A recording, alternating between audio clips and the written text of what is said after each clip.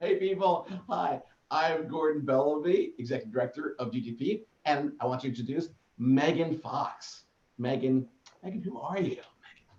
Hi, I'm Megan Fox and I run Glass Bottom Games.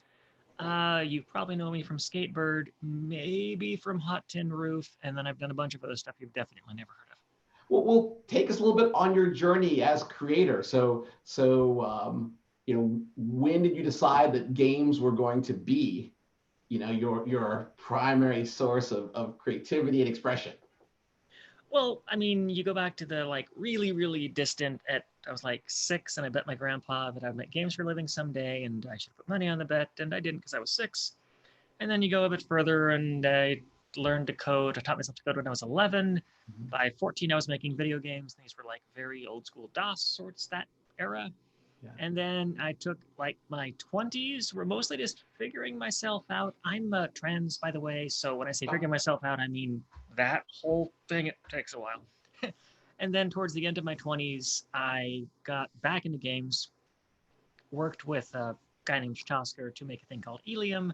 That Mm. led to my startup, or my first startup job, which was a company and game startup, prototype, whatever, called Eidolon. And that went nowhere, but was really impressive for 2005 or whenever we were doing it. And then that led to Lego Universe and Net Devil. And that was my first AAA game. I think a few people have probably played a little Lego Universe here, there, and everywhere. So you had the opportunity to work both independently and AAA. What brought you back to AAA? What has brought you to the glass bottom games? Well, I did Lego for 3 years, of course, and then we got laid off. So I had to make my own thing at that point.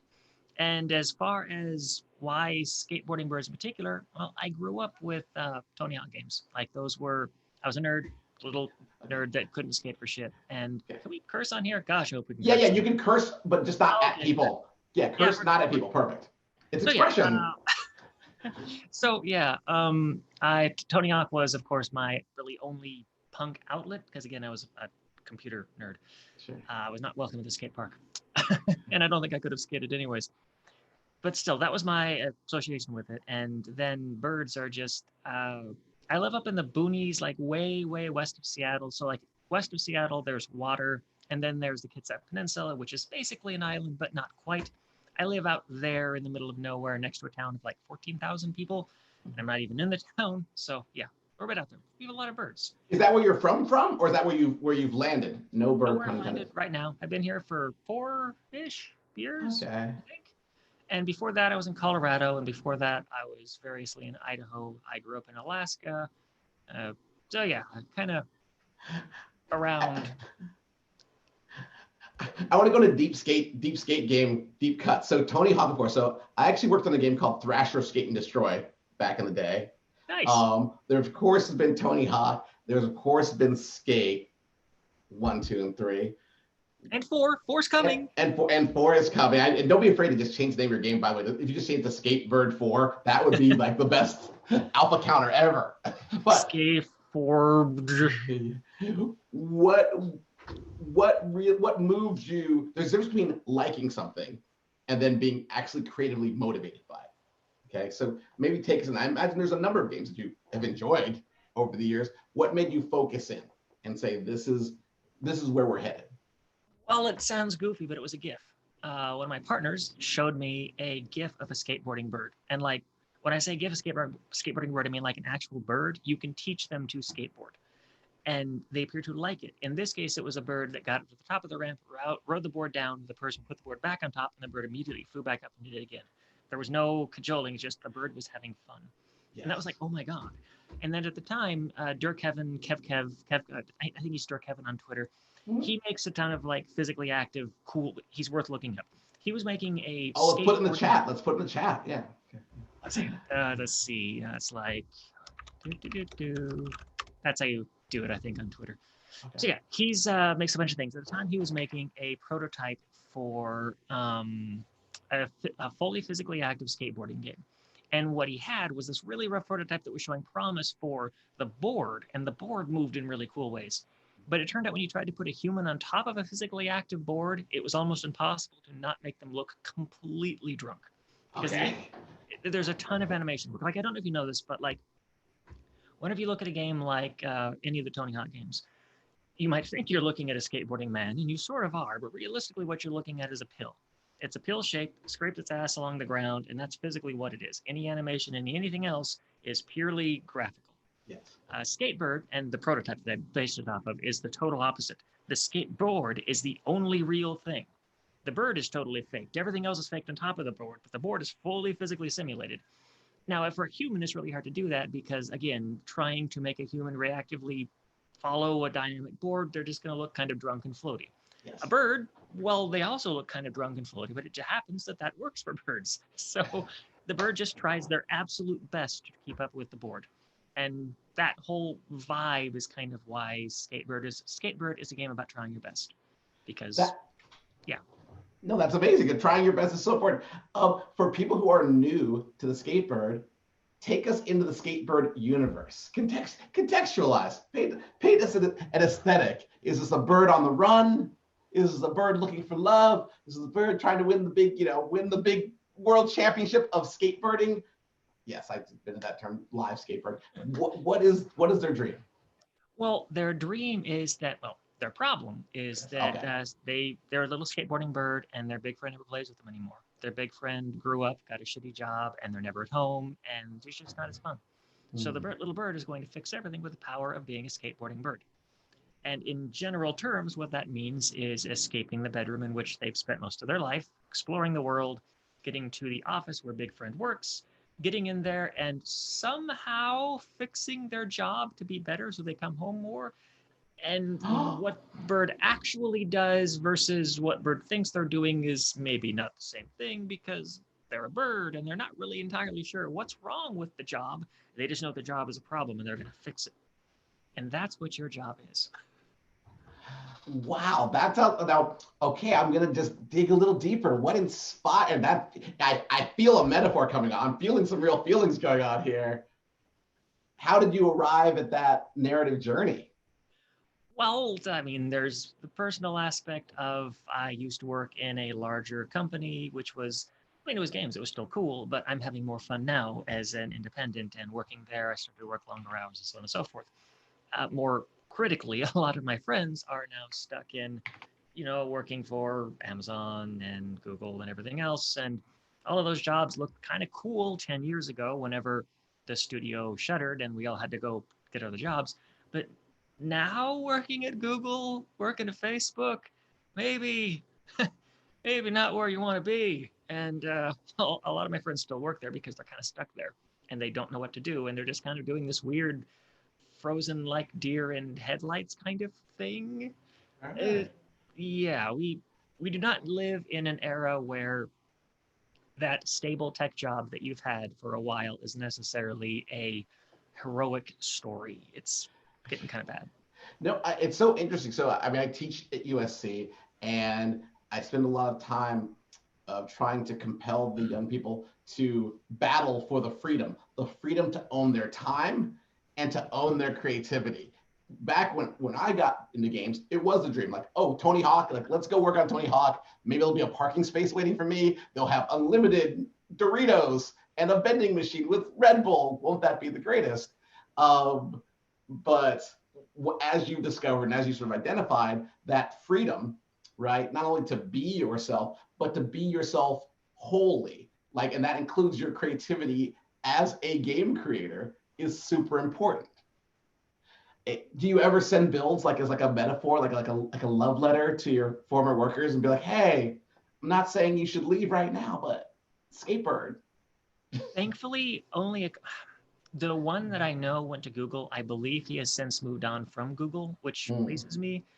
I believe the others that have ended up there, they're in that situation where most of them are now dads or moms, and they're looking for the stability because they have kids and they need tuition money and everything else, and that kind of sucks. So they just kind of gravitate to the stable jobs, and it makes me sad, but also that's a very normal adult thing. So I'm not gonna like say they're bad or dumb for it. It's just it would be nice if they could find a way to more truly be themselves while also being responsible parents. And maybe that's not possible, but it sure would be nice.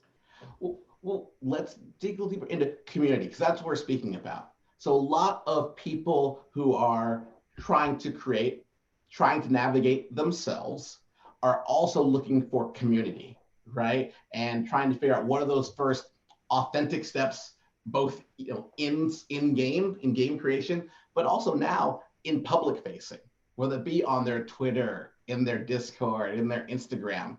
Maybe you offer some guidance, some thoughts on what people who are trying to move in space in an authentic way ought to be thinking about, or maybe some things they ought to do. So moving into Indoor game community. Basically community building. Yeah. The one common mistake I see, and it's mostly, I'm sure young kids do it too, but also a lot of people my age do it that are kind of coming into indie late, is they get stuck. Remember in the aughts where like edgelord humor was normalized and just kind of the big thing, Yes, and that I was there. Yeah. Yeah. A lot of people haven't gotten past that, and they genuinely think that the way to write humor is to be insincere and inauthentic and kind of just edgelord humor jerking thing like, haha, this is terrible, isn't it? Don't try to build your communities around that. Like, you might get some initial response from other edgelords who are like, oh, hey, you're saying the things that no one else says. You really don't want those people to be the basis of your community. If you do that, you're essentially poisoning the well, and you will never be able to build a larger community that is not a massive, horrible place to be. And remember, this is not you building an arbitrary community. This is building essentially your surroundings. So if you build a hell space, you can never escape it because it's in all directions around you. You built it. So think really hard about the first notes you build your community around. In our case, go ahead. No. So in our case, the way SkateBIRD works is our Discord does not. A lot of people build around metagames and trying to gamify the Discord experience and so forth. That's going to create a lot of ongoing work that you have to do to keep those people engaged. And it's arguable whether they're there for your game or they're for your Discord game, and which is your actual job and which you want to be. In our case, our Discord is meant to be a chill space. It's not meant to be hyper competitive. It's not meant to be weird edgelordy. You can do all those cool things. We're pretty anal about moderation when it comes to, yeah, Pepe gets stays at the door. Don't fucking bring that here. And we get kids occasionally that, oh, it doesn't make any sense. Well, that's because you're trying to push at the boundaries of a rule set. If you are going to live at the edge like that, we just don't want you. If you're not going to try to engage with the community in a positive way, we're good. Like, you can go find your own space for that. So most of our community is there for the burbs and cats, the burbs and cat and burb room, burb and cat, whatever. Just where people post pictures of cute cats and burbs. That's like the core of our community. Once you start at a core like that, it's really hard to build out in a direction where you end up surrounded by assholes. Like, it's possible. You can definitely start there and end somewhere bad. But the number of ways you can go and end somewhere bad from there are maybe a little more limited than if you start with edgelord humor, or if you start with a really hardcore gaming experience, or so on and so forth. Now, that only works for us, and that mostly works for us because our games are not hardcore focused. If we were making a hardcore focused game or studio, maybe we couldn't do that. But then again, there are a lot of harder core games like Apex Legends that are relatively accessible. Or you look at, okay, so The Last of Us 2 has a lot of problems, and I really don't want to talk it up as an iconic example of stuff for a lot of reasons that are beyond the scope of this conversation. Okay. But if you look in terms of purely, they are a hardcore game that has a crap ton of accessibility options. They actively care about this and being an accessible experience. So it isn't that you have to build a hardcore community around your hardcore game. Those aren't necessarily exclusive, but you are likely going to be less able to build a definitely not hardcore community if you're focusing differently. But then again, you don't have to build a hardcore game, so it's kind of up to you. But keep that in mind. Keep in mind the kernel of the community that you're building, and make sure it's not going to grow into a swastika. Say. it feels as though perhaps you're hardcore around your values. Yes. And there's nothing wrong with the values versus mechanics. Like we talk, in school about mechanics, dynamics, aesthetics, right? It feels as though aesthetically you're like be kind or be additive to each other. And then all these mechanics, it doesn't matter whether you're trying to do it with Pepe or with Edgelord Tuber or whatever, just don't do it because of the dynamics and aesthetics you're going to create with them. That's such an important, wow, that must be so meaningful for the people who get to experience that cross with time, because that enables you to build trust, right? I'm just imagining there's a lot of trust in your community because they've had this experience cross with time.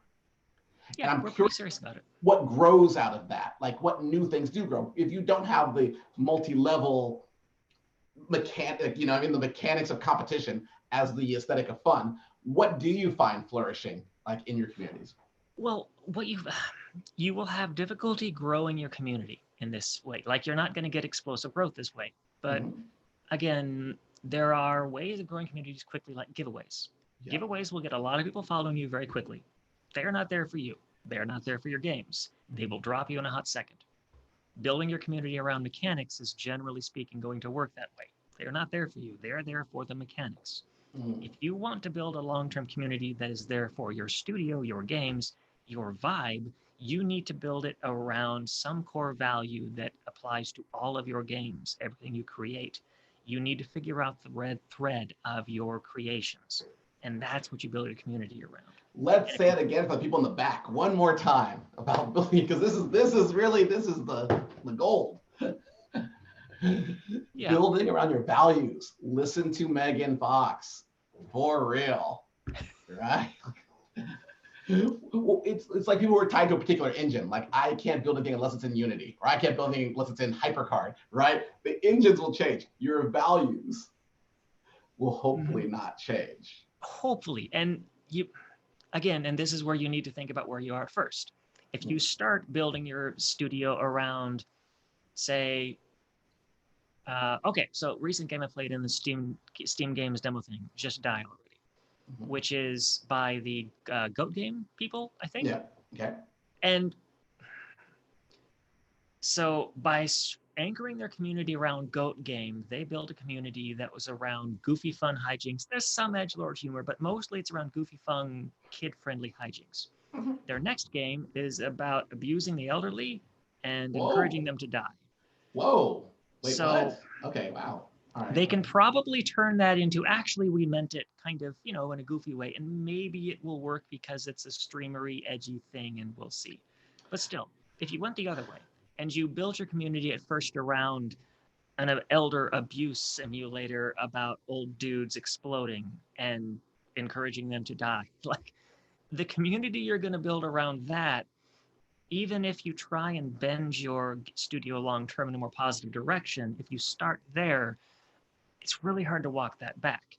But if you start in a place where you're not attracting assholes, generally speaking, you can evolve your message from there. So I don't mean to say that you need to know exactly what your studio will be forever today.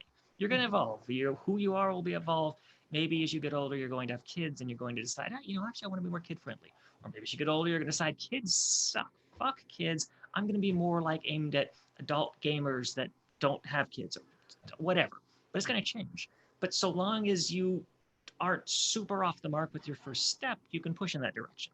But if you get the first step wrong, like when I'm talking about red thread is a narrative term where it's the central theme or meaning or resonant concept that goes through a piece of media.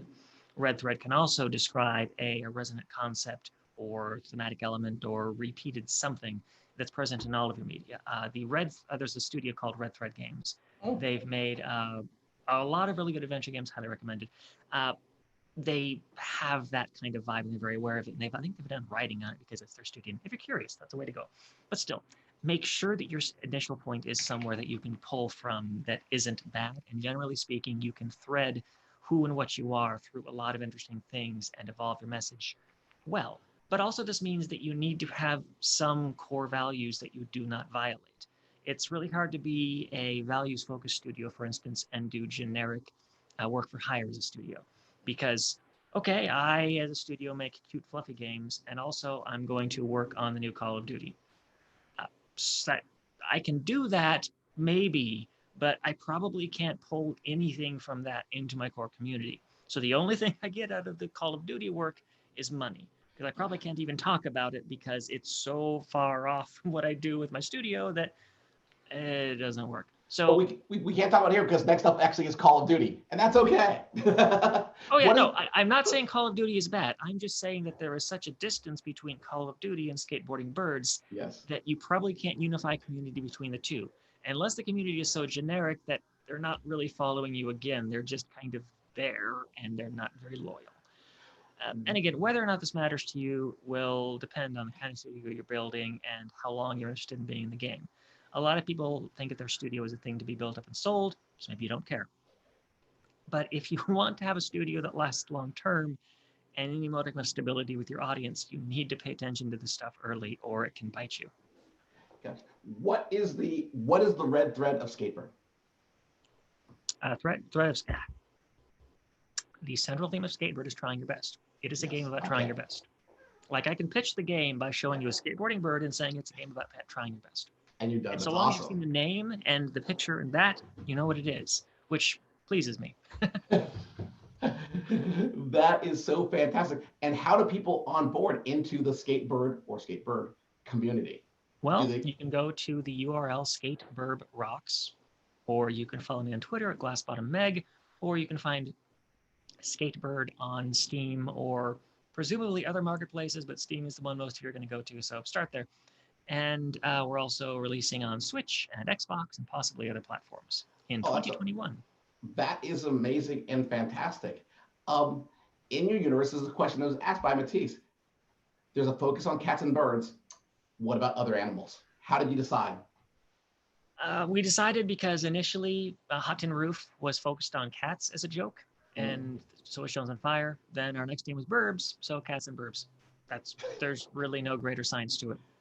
We are not like horribly anti other animals. You're welcome to post other cute things, but generally we keep it to cats and Burbs.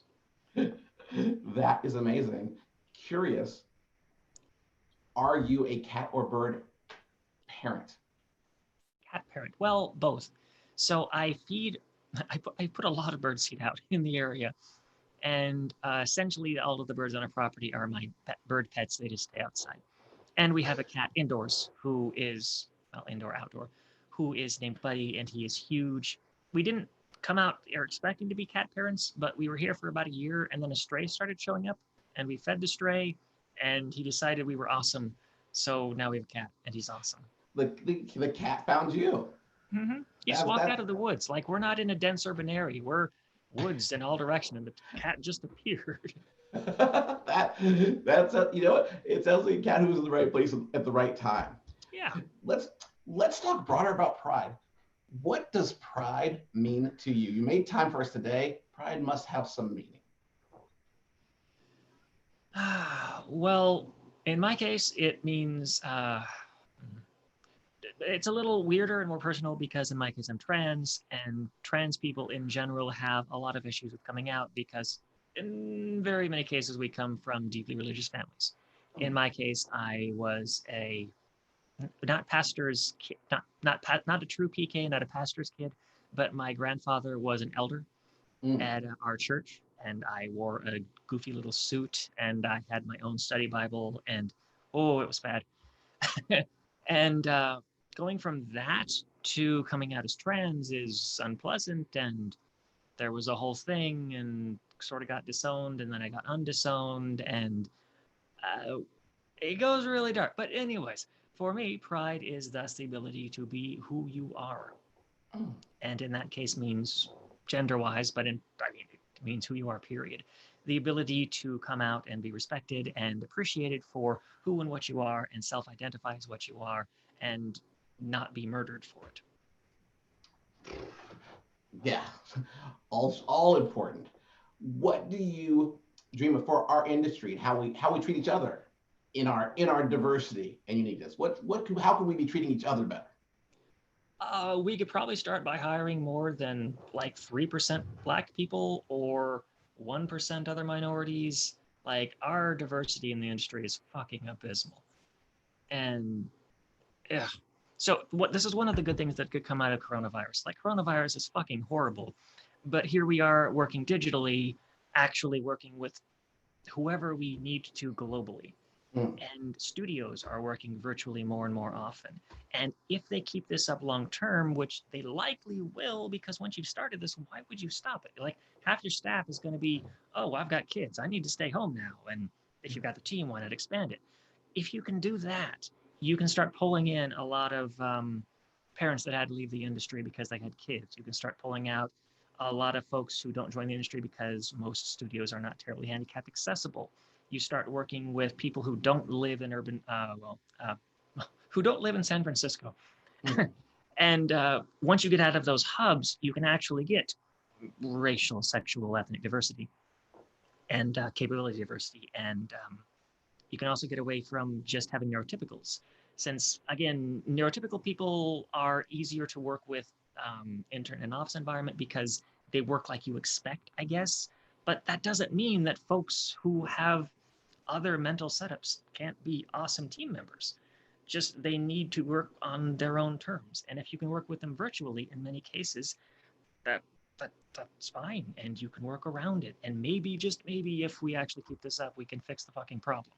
But that's probably rosy, and we'll see. But like, it's at least a step in the right direction. Well, that is fantastic. And I mean, you spoke about neurodiversity, and I think one of the things hopefully we'll continue to discover is neurodiversity is additive, right? Not just as a difference or something to be compensated for, but actually additive to our communities. Yes. And perhaps that will be an affordance, like an affordance of leaders like you who go, hey, one, you're welcome to try to iterate to be awesome. And then you'll discover, like, you know what? I did not know right? How helpful your diversity would be and how it took us in new directions or efficiencies or growth. Well, yeah, where people tend to think of it as a handicap, but it's not. It's just people work differently. And some people work in a way that works well with offices, some people don't. Maybe we should figure out a way to work with the folks who don't work in offices, because they can bring a crap load to the team that the others probably can't. Yes. Well, we're all living that now. So we're all home, but we are all together at GGP Pride. We have run out of time for this, which I hope will be the first of many discussions, Megan. This is your open invitation, because we are launching our Gay Gaming Pros channel that everyone's here for today, and we will be talking with leading creators like Megan Fox forever. Right? And so thank you so much, everyone in the audience. Please thank Megan Fox. I believe, Megan, you shared the ways to follow up Glass Bottom Meg on Twitter. And what is the Discord? You'll find it there. There is a Discord. If you go to Glass Bottom Meg, you'll find a Discord link. I could try to spell it out for you, but it's like capital A, S, etc. You just go to my Twitter and you'll find a link for it. Go to her Twitter. Thank you again, Megan. This is our first Pride. Thank you for trusting us with your time and your intelligence and your power. Thank you so much.